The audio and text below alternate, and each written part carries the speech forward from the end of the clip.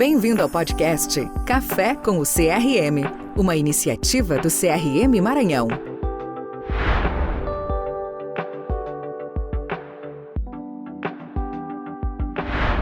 Olá, nós estamos aqui reunidos para dar continuidade a um programa muito importante do CRM Maranhão, que é o Café com o CRM Maranhão.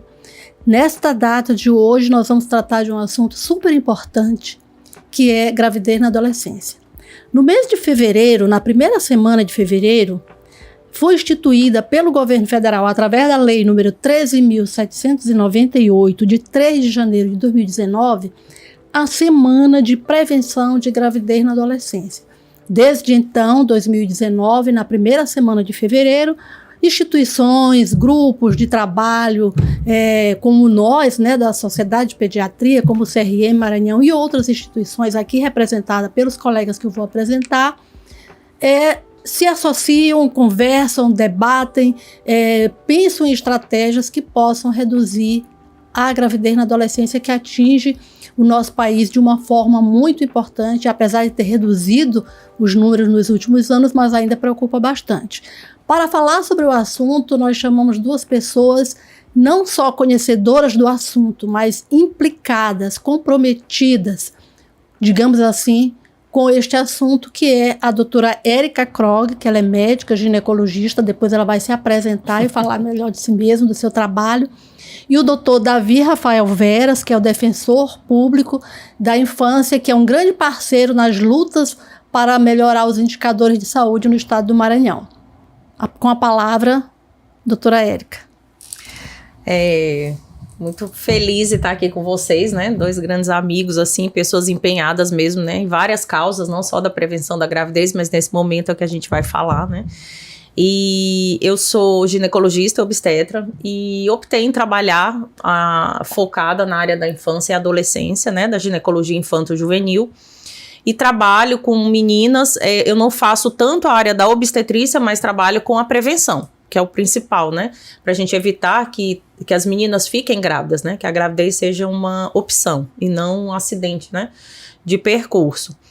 E trabalho também na área de violência sexual, eu também trabalho junto com o Davi em alguns programas, também nessa área da prevenção, mas hoje a gente vai focar nessa parte de gravidez.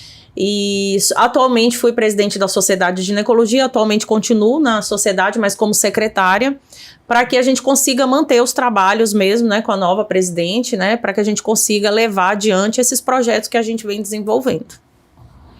Doutor Davi. É uma alegria estar aqui com vocês, estar aqui com o CRM, dizer da grande alegria e satisfação de reencontrar essas duas queridas pessoas que se tornaram amigas de luta. Doutora Marinéia, uma referência, presidente da Sociedade de Pediatria, que a gente teve um longo trabalho aí junto para tentar lutar pela redução dos indicadores maranhenses de mortalidade. Doutora Érica Krog, que desempenha um trabalho formidável no Hospital Universitário, que foi presidente da Sociedade de Obstetrícia, da Sociedade Maranhense de Obstetrícia e Ginecologia do Maranhão também, uma pessoa em que a gente vai beber na fonte dessas duas grandes profissionais. A doutora Érica, inclusive, recentemente tem nos ajudado num projeto Educar para Prevenir contra a Violência Sexual, e ela nos ajudou tecnicamente a produzir um documento de orientação às unidades de saúde. Então estamos aqui muito bem acompanhados de duas mulheres extraordinárias, de grande referência para todos nós, e estar aqui conversando com nossos amigos médicos e sociedade em geral, aqui por meio do CRM. Prazer.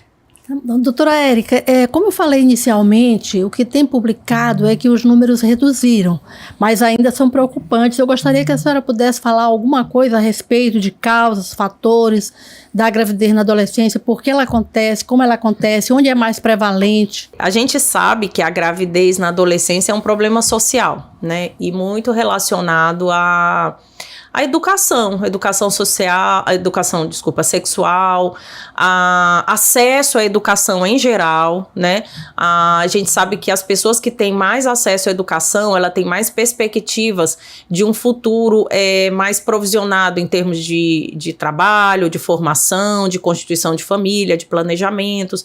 E quanto menos estudos a pessoa tem, mais a chance dela casar maior a chance dela casar mais cedo, dela engravidar mais cedo. Então a gente se preocupa tanto com a questão da gravidez quanto do casamento infantil, que é muito comum nessas situações, né?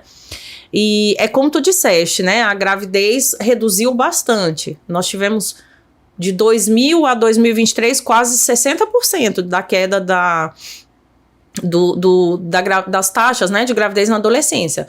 Mas ainda são altos, então para a gente ter uma noção do quanto era alto, né, e do quanto a gente ainda tem que trabalhar, porque nós tínhamos, então, quando a gente fala em números percentuais, foi uma excelente diminuição, mas a gente ainda tem muito, né, o que progredir, né, em termos absolutos ainda é alto, né, a incidência. Certo. Doutor Davi, ela falou de casamento infantil, e que é o que se configura, né, quando um adolescente se relaciona com menos de 14 anos, é isso, doutora Érica, que a gente pode... Abaixo de 16, né? Abaixo de 16. Então eu gostaria que você falasse um pouco sobre isso e quais são as estratégias de acompanhamento, de enfrentamento dessa situação chamada casamento infantil, que é uma das situações que ocorre na gravidez na adolescência. A gente precisa entender que existem, como a própria doutora Érica disse, fatores estruturais que levam, né, a esse episódio da gravidez na adolescência. Nós temos fatores socioeconômicos, a questão da renda das famílias, a questão de acesso à educação e a questão da violência. E discutir esse fenômeno também tratar de outros tipos de violações, como a própria violência sexual contra essas crianças e adolescentes. A gente tem que entender que, embora a gente tenha avançado muito nas normativas, na legislação, muito desses dispositivos são recentes. Então, para você ter uma ideia, se priorizou muito a parte da responsabilização criminal. Então, em 2009, nós tivemos uma lei que aumentou a pena para o estupro de vulnerável e para toda violência com menor de 14 anos resultasse numa responsabilização. Tivemos depois, em 2018, um incremento no parágrafo 5º do artigo 217A do Código Penal, em que vai de uma vez por todas tirar qualquer dúvida para dizer assim: por mais que haja consentimento de uma relação sexual com uma menina menor de 14 anos, a violência continua a ser presumida, independente dela ter iniciado vida sexual antes dos 14 anos. Então nós tivemos esses acréscimos na responsabilização, mas ainda existia, doutora Marinéia, um vácuo muito grande, como por exemplo no Código Civil. O artigo 1520 do Código Civil excepcionalizava a responsabilização do agressor em caso do casamento infantil. Então houve uma alteração muito recente, só em 2019, que o artigo 1520 do Código Civil foi alterado, né, por meio da Lei 13.811, para tirar essa possibilidade, ou seja, havia essa possibilidade legal, porque havia essa brecha. Uhum. Essa brecha, na verdade, ela é fruto de uma concepção social que subalterniza essa menina, essa mulher, né, e de alguma forma facilitava a questão da violência, né? Ou seja, essa questão legal, ela é muito nova, né, esse avanço, só que agora a gente tem que partir para concretizar ela, né? Então a gente tem que partir não só para a responsabilização, mas para que a gente tenha cada vez mais políticas públicas efetivas de enfrentamento, porque a gente não pode pegar esse fenômeno social e colocar no colo da menina, dizer que é responsabilidade dela, só dela se proteger. Primeiro a gente tem que discutir se hoje a gente tem várias formas de informação. Que informação é essa? Uma coisa é existir informação, a outra é pedagogicamente como ela chega. Ela chega nessa menina de que forma? 1, 2, ela tem que chegar só em menina ou tem que chegar em meninos também? Então discutir fatores estruturais é trazer o gênero, discussão de gênero para esse debate, é colocar os meninos na centralidade desse debate e cada vez mais cobrar do Estado a corresponsabilidade disso. Não só no acesso a essa informação, que essa informação seja veiculada nas escolas, por meio de educação sexual, que hoje é um tabu, a gente pode falar um pouco mais disso na frente, mas por meio de políticas de saúde que acessem essa menina, que essas políticas, que essas meninas tenham acesso, cheguem a essas políticas, porque uma unidade básica de saúde às vezes é inacessível para uma adolescente. Uhum. E essa lógica de controle é a lógica que diz que essa menina só pode ser atendida se houver um responsável com ela. Então, existem diretrizes no SUS que garantem esse atendimento dessa menina individualizado, mas que não são observados. Então, nós temos uma legislação que tem avançado, a legislação que a senhora citou, né, da Lei 13.798, que instituiu o 1º de fevereiro como uma data alusiva, é muito importante, mas nós precisamos avançar mais ainda para debater estruturalmente essas questões. Muito bem. O doutor Davi falou de uma coisa muito importante, doutora Érica, que é a inclusão do menino, além das meninas, nessa problemática de educação sexual, de estratégias de enfrentamento, mas principalmente também de saúde. Eu queria que você comentasse alguma coisa a respeito da sua prática, se é possível essa chegada até os meninos, como é que as famílias, os serviços de saúde, as instituições veem isso? Então, eu acho que tanto os meninos quanto as meninas, eles têm dificuldade no acesso, na disponibilidade de profissionais capacitados para o atendimento, né? E de facilidade a acessar essa unidade de saúde, esse hospital de referência, e até hospitais particulares, até consultórios particulares. Então, porque muitas vezes eles exigem que você até pode entrar sozinho na consulta, que são os princípios, né, da privacidade, que são respeitados, mas quem pode agendar aquela consulta para aquela adolescente ou para o adolescente? Tem que ter um maior de idade.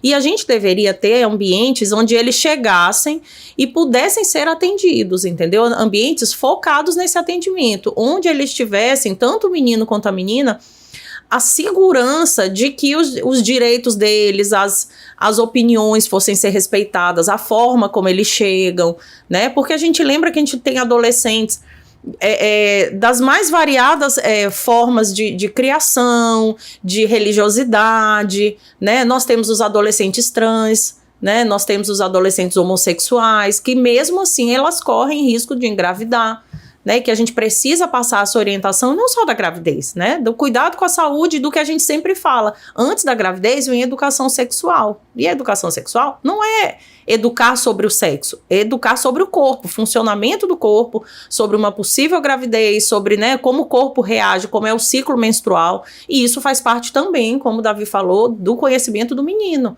Ele precisa entender como funciona também. Então, eu acho que, assim, que o grande problema, como a gente vê, é o acesso ao serviço de saúde. Eu acho que deveriam existir serviços de saúde adaptados ao adolescente. Perfeito, adaptado ao adolescente. E nós vemos também que existe uma lacuna entre quem vai atender esse adolescente, que em geral os pediatras, eles sentem um certo receio ou desconhecimento até de atender esse adolescente, enquanto os clínicos gerais ou os ginecologistas, nem todos têm um preparo para atender esse adolescente. Então, ele fica muito longe de ter uma educação em saúde, muito longe de ter educação sexual nas escolas, porque é um tabu, e enquanto isso aumenta, né, vai crescendo o número de gravidez na adolescência. Eu queria que a senhora comentasse também em relação aos riscos para a saúde, biologicamente, da menina, o que é engravidar na adolescência. Então, para a saúde, a menina, principalmente abaixo dos 14 anos, né, que são os extremos mesmo, a gente sabe que ela não tem o corpo ainda formado, por mais que ela já tenha seu sistema reprodutivo apto, né, porque já menstrua a maioria das vezes, mas ela ainda não tem aquele corpo totalmente formado por uma gestação. Né? Então a gente sabe que são gestações que são de maior risco para bebês prematuros, para pressão alta, diabetes gestacional, né? Então elas correm mais risco, né? No pré-natal, a gente considera, principalmente abaixo de 14 anos, um pré-natal de alto risco. Porque elas não são, o corpo ainda, a gente sabe que tanto a menina muito nova quanto mais velha, a mulher mais velha, ela vai ter os riscos maiores de prematuridade, hipertensão, de hemorragia pós-parto, né? Maior chance de abandono do bebê, menor chance de amamentação quando ela vai ter o bebê, né? Então reflete não só na saúde dela, como desse neonato, né? Que virá decorrente dessa gestação. Pois é, eu queria só complementar em relação à saúde, antes de passar a palavra para o doutor Davi, que uma das principais causas de prematuridade é a gravidez na adolescência. Sim. E a gente sabe que ela é recidivante. Uhum. A menina tem uma vez e ela tem de novo na família também. As filhas de garotas que engravidaram, elas tendem a ter também uma gravidez na adolescência. E essa prematuridade, você falou muito bem, elas não criam vínculo, entendeu? Elas abandonam os bebês. A família, às vezes, não dá um suporte, não considera boa aquela gravidez, boa aquele acompanhamento, e em geral o aleitamento materno não segue adiante e a gente tem os prejuízos que são a prematuridade e a principal causa de morte em crianças, em crianças menores de 5 anos. Então, a prematuridade para nós pediatras é uma das principais complicações da gravidez na adolescência. Mas quando vocês falam, a gente vê o universo tão maior que é a gravidez na adolescência. Falando nesse leque bem maior, eu gostaria de perguntar para o Dr. Davi em relação aos direitos das adolescentes grávidas e que tipo de apoio legal ou disponível a Defensoria Pública tem, algum tipo de trabalho, algum tipo de estratégia voltada para essa gravidez na adolescência. Perfeito. A gente realiza os atendimentos, doutora Marina, de famílias, né, de adolescentes em situação de risco. Primeiro dizer que o artigo 8º do Estatuto da Criança e do Adolescente vai dizer que a criança e o adolescente eles têm o direito à vida, mas também a um desenvolvimento saudável e harmonioso. Ou seja, falar em desenvolvimento saudável e harmonioso para uma adolescente, certamente não é falar de gravidez. Porque como, né, a doutora Érica falou, existe uma série de riscos inerentes a uma gestação na adolescência. É um corpo que ainda não está apto a... né? Então, nós precisamos cuidar para que esse desenvolvimento seja saudável. E esse desenvolvimento harmonioso e saudável ele deve ser garantido com políticas públicas, com acesso a direitos, inclusive direitos sexuais. E quando eu falo direitos sexuais, não é o direito ao sexo, mas o direito sexual ele engloba uma série de responsabilidades que são sociais e do Estado, de preservação desse corpo, de acesso a políticas públicas de educação que orientem o cuidado ao corpo, né? Porque a gente fala de consequências biológicas da gestação, mas existe uma série de consequências sociais. Então, uma menina que engravida, uma adolescente, ela tem 3 vezes menos chances de entrar numa universidade, segundo dado do próprio IBGE, né? São meninas que ficam mais sujeitas a essa vulnerabilidade de gênero, porque não acessam o mercado de trabalho, ficam mais sujeitas, inclusive economicamente, né, de famílias ou de parceiros, e isso gera um agravamento social que a coloca numa situação de exclusão. Inclusive, os dados do IBGE mostram que para cada 10 meninas, das 10 que engravidam, 7 são meninas negras, ou seja, há um perfilamento racial muito claro nessa questão. Então, essas questões sociais precisam ser observadas, né? Então, esse direito à dignidade e ao desenvolvimento saudável dessas crianças, desses adolescentes, ele passa por essa prevenção à gravidez na adolescência. A Defensoria faz atendimentos a esse público, a Defensoria atende a população hipervulnerável, né, crianças e adolescentes, e luta por seus direitos. E a gente, nessa atuação, a gente lida muito com casos de meninas que são vítimas de violência sexual, em razão disso engravidam. Para a gente ter uma ideia de dados do SUS, de 2011 a 2021, ou seja, num espaço de 10 anos, foram reportados mais de 107 mil gestações de meninas com menos de 14 anos. A pergunta é, será que o SUS está preparado? Foram feitas notificações compulsórias desses casos? Ou seja, foi buscar uma agressão, não só a responsabilização, mas o devido acompanhamento dessas meninas. Nós temos hoje um serviço de saúde que não oferta serviço de saúde mental para essas adolescentes que são vítimas, né, ou de violência ou de uma gravidez prematura. E o dado curioso é que uma outra consequência social dessa gestação é porque é uma adolescente que não tem a maturidade para a maternidade.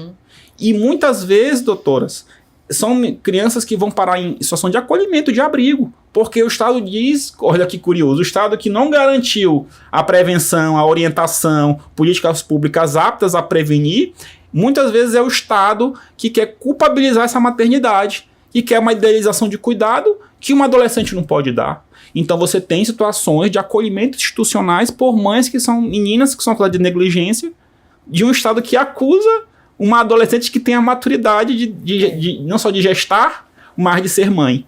Então, a gente lida com essas situações a todo momento, mas ainda existe uma grande subnotificação. Por quê?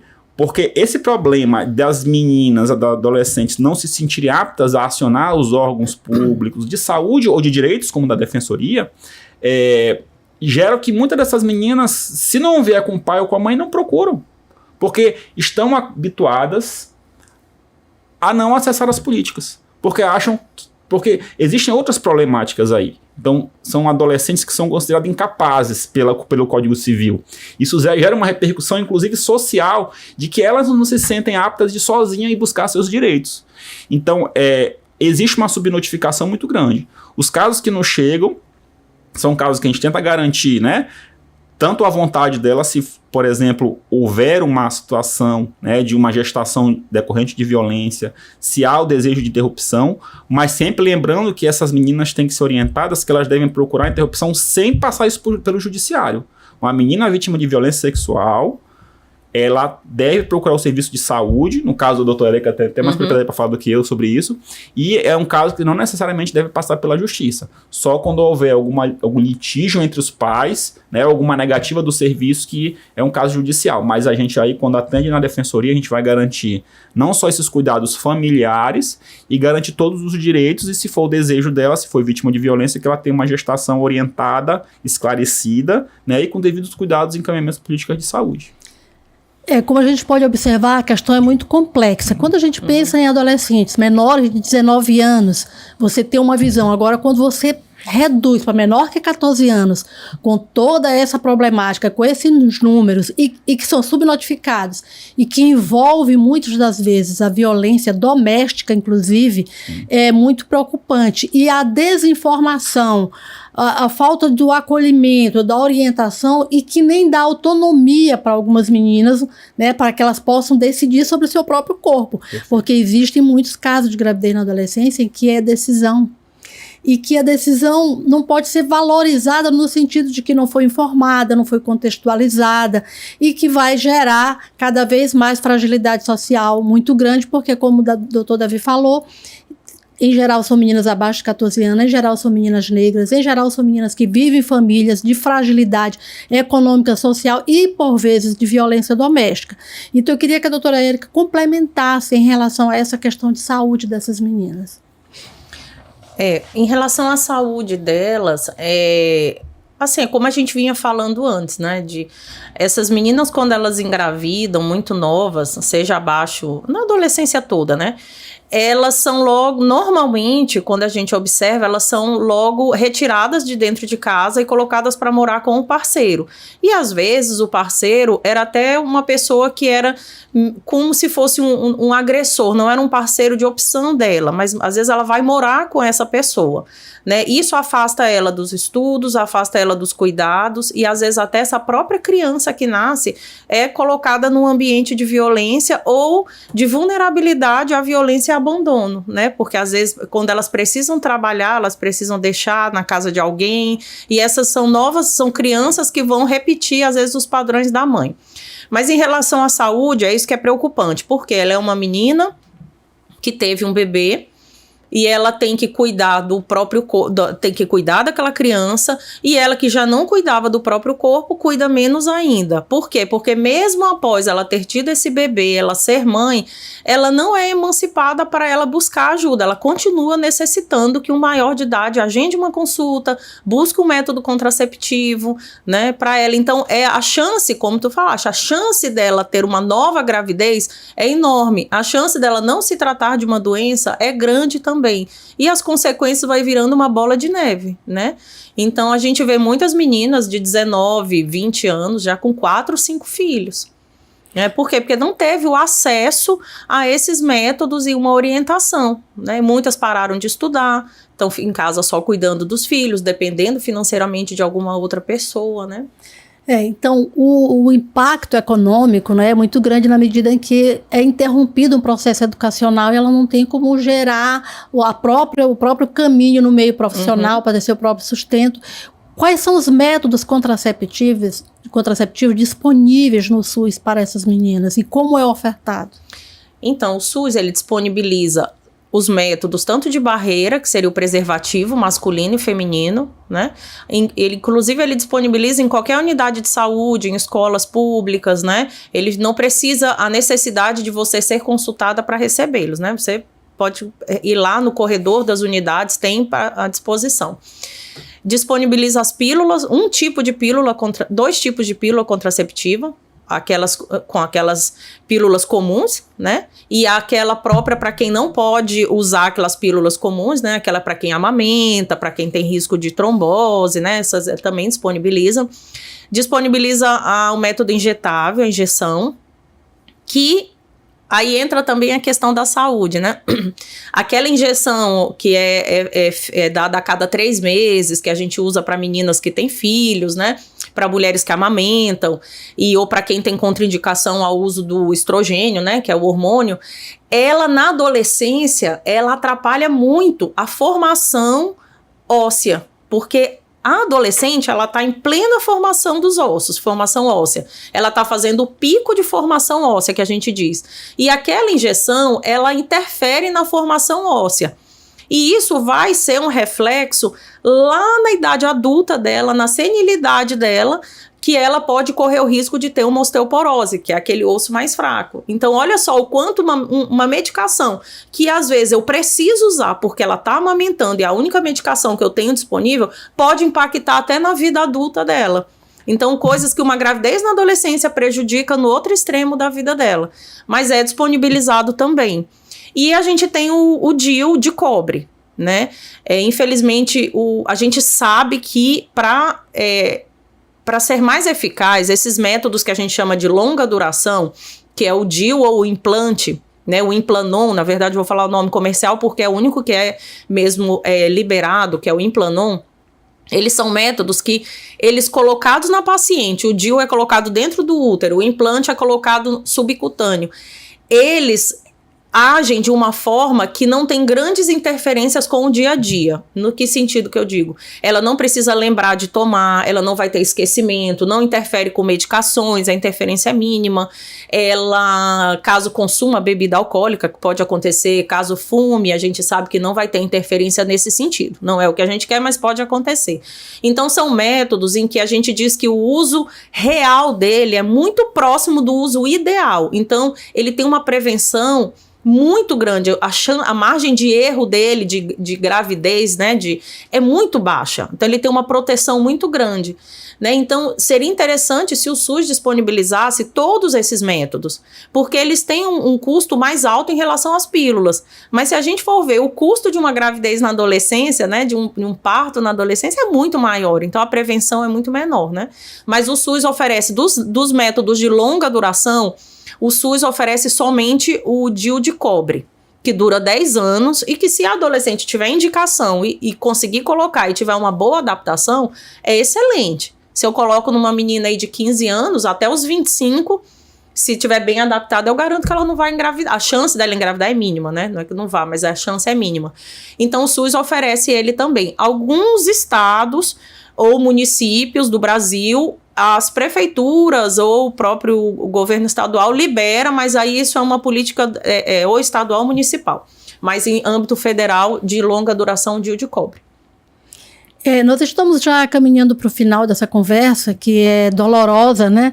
E eu gostaria de perguntar agora para o doutor Davi sobre os principais desafios para que você possa efetivamente oferecer proteção legal a essas meninas. É muito importante a gente falar desses desafios, né? Porque, primeiro, os dados e os números podem nos induzir a algumas compreensões equivocadas. Primeiro que esse debate, ele tem sido tratado muitas vezes, né, em um cunho conservador e moralizante, quando não deve, né? Ou seja, nós vimos experiências no passado que tentaram discutir essa questão numa perspectiva de abstinência religiosa, como se isso fosse um caminho, né? E as pessoas que têm outros tipos de credo, ou as pessoas que têm outras conformações familiares, será que elas vão ser atingidas? Então, nós não podemos tratar essa questão nessa perspectiva de moralização, né? Muito embora as meninas devam ser desencorajadas à prática do ato, a depender do seu dado, o mais importante é que ela tenha autonomia e autossuficiência para compreender as suas escolhas, é isso que se pretende. Exatamente. 2. Quando a gente fala que essa incidência de vulnerabilidade social e esse fenômeno ocorre em classes que são subalternizadas, empobrecidas, a gente não pode analisar essa situação como se o culpado fossem as famílias que são, por suas vezes, desestruturadas, digamos assim, né? Quando, na verdade, se elas são desestruturadas é porque as condições sociais as desestruturam, não por uma condição intrínseca a elas.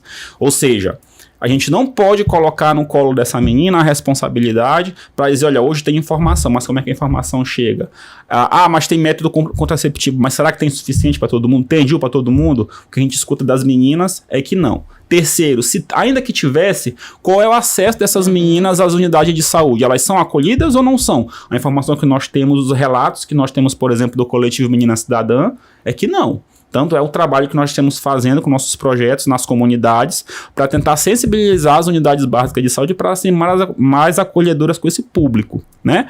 Ou seja, o Estado não tem dado a contrapartida de dar educação sexual, garantir o direito sexual, garantir métodos contraceptivos ou acesso a eles, né? Então tudo isso tem que ser discutido para que nós não, né, colocamos nesse debate a régua moralizadora, que não é o adequado, sobretudo religiosa, independente, né, da situação, e que a gente não culpabilize as famílias vulnerabilizadas, embora a incidência do fenômeno aconteça lá, mas acontece lá porque são famílias que estão em situação de vulnerabilidade econômica e social que foram impostas a elas. Sim. Falta de educação, falta de acesso de políticas públicas, então nós precisamos superar esse debate, colocar as questões estruturais da violência na mesa para debatê-las, fortalecer as políticas públicas e para que elas cheguem nessas famílias, cheguem nesses meninos, nesses jovens, para que a gente possa ter um debate estrutural e avançar com essas políticas públicas para a gente ter o devido direito da criança e adolescente, porque o artigo 227 da Constituição fala que é dever da família,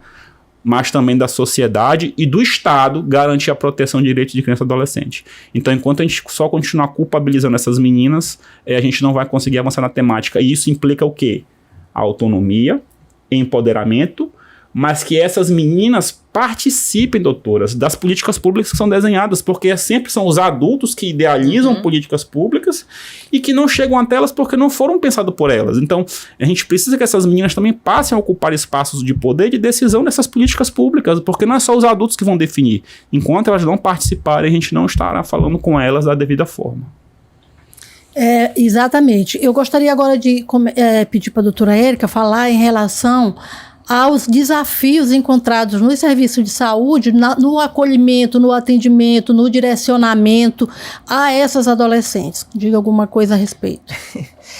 Me botou em saia justa, né? Esses desafios, eu acho que o que Davi falou foi perfeito, né? Essa questão dos preconceitos, né? Dessa questão da moralidade, é algo muito difícil a gente trabalhar com isso no sentido de...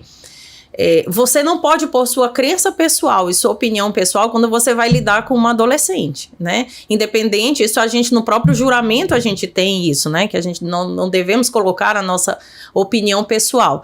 E isso é o que mais a gente vê. Então é difícil a gente mudar uma cabeça de um coletivo, né? Então por isso que eu sou a favor de que tenha, eu e as pessoas que trabalham com adolescentes, centros especializados de atendimento em adolescentes, para que ali estejam pessoas capacitadas aonde, como o Davi também falou, aonde essas adolescentes participem das decisões, né? Ajudem, né? Com novas ideias, com a perspectiva delas, com a vivência delas, né? Até porque com essa questão dessa era digital, as coisas têm mudado, a forma de compreensão, de entendimento muito rápido. Então, eu acho que é necessário a gente formar centros, né? Porque em cada serviço de saúde, você vai ter colegas que pensam de formas diferentes. E a gente não consegue estar dentro daquele consultório sabendo como está agindo. Então, já tive várias situações de adolescentes em que a mãe é chamada para contar para a mãe, após a médica o colega ter dado uma bronca na menina por ela ter iniciado vida sexual. Então, assim, se aquele é um local onde os adolescentes têm acesso, né, então ninguém vai mais lá, porque ela vai dizer para as amigas, não vai naquela médica, que ali eu não. Então elas precisam ter um ambiente onde elas tenham acesso direto, eles em geral, né, acesso direto, e que saibam que vão falar a linguagem deles, né, onde vai ser ouvido, onde vai ser respeitada. Então, acho que para mim o maior desafio é esse, porque você trabalhar pontualmente com os profissionais, eu acho muito mais difícil do que você montar centros, né, em localidades específicas, né, de referência, onde abranja, né, as menores, onde você consegue ter uma forma melhor de acesso, né? Enquanto houver profissionais que estão no local onde deveriam acolher, ouvir e pensar estratégias para reduzir eu não falo morbidade, que é uma palavra que não cabe, situações singulares, delicadas e dolorosas, que é a gravidez na adolescência, principalmente abaixo de 14 anos, vai ser muito difícil se reduzir estes números. Enquanto as adolescentes não forem ouvidas e elas não tiverem um posicionamento para ter autonomia, é difícil seguir em frente, tanto do ponto de vista de saúde quanto do ponto de vista legal. Do ponto de vista, por exemplo, da prevenção, eu fico pensando que os preservativos no corredor, elas não vão pegar, porque alguém vai estar ali, uma vizinha vai contar para sua mãe que vai ter essa reação que você acabou de falar. Então, o que se quer?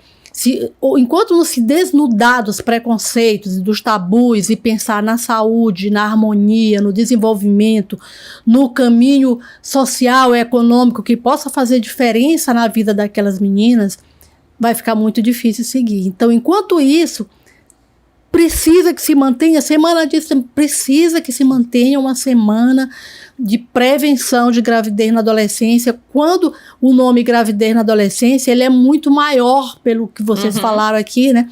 É muito maior do que simplesmente engravidar, porque o engravidar já a ponta, que ela veio de alguma situação, né, de fragilidade social, econômica, familiar, que é imposta pela sociedade, pelos tempos, pela falta de política pública que possa direcionar isso.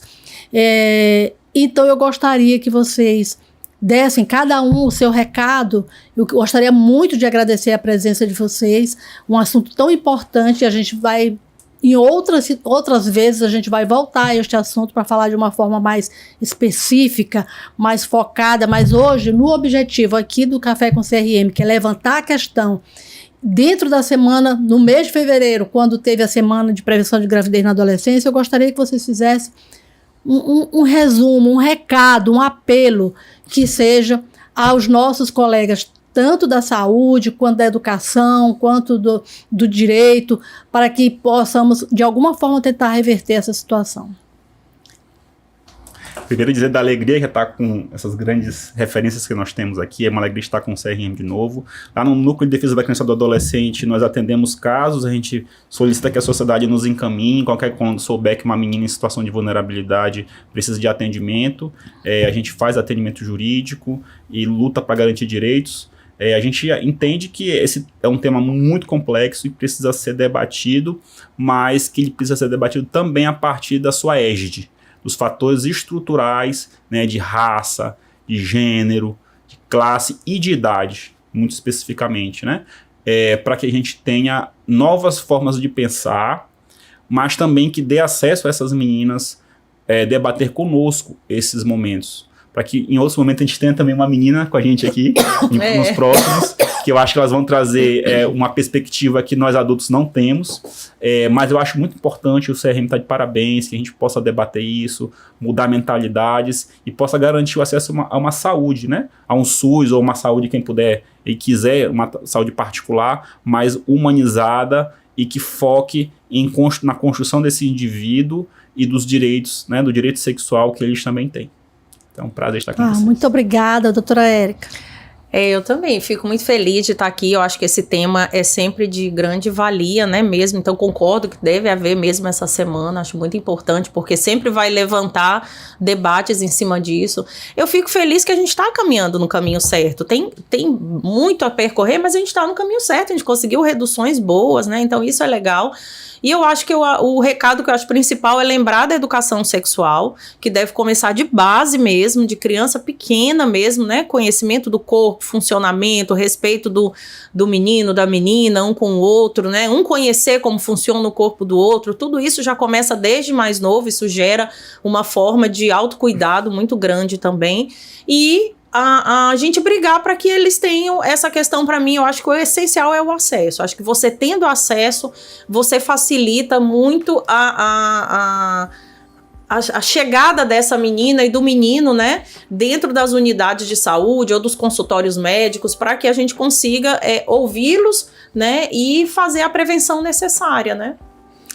O Davi falou uma coisa importante, que é a presença de uma menina, né, nessa discussão, e eu também acrescentaria alguém da educação. Sim. Legal. Porque seria perfeito para a gente ouvir o maior número de pessoas, mas ouvir os implicados, né, que são as meninas, e elas têm sempre histórias muito marcantes e que nos ensinam, né, nos direcionam como é que nós podemos seguir com aquilo que a gente tem de propriedade sobre o assunto, mas ouvindo os implicados. Então eu queria muito agradecer a presença dos dois, dizer que eu espero que nós estejamos aqui novamente em outra situação para tratar do assunto ou de outros assuntos que têm a ver com as crianças e os adolescentes, e deixar o CRM à disposição de vocês, tá bom?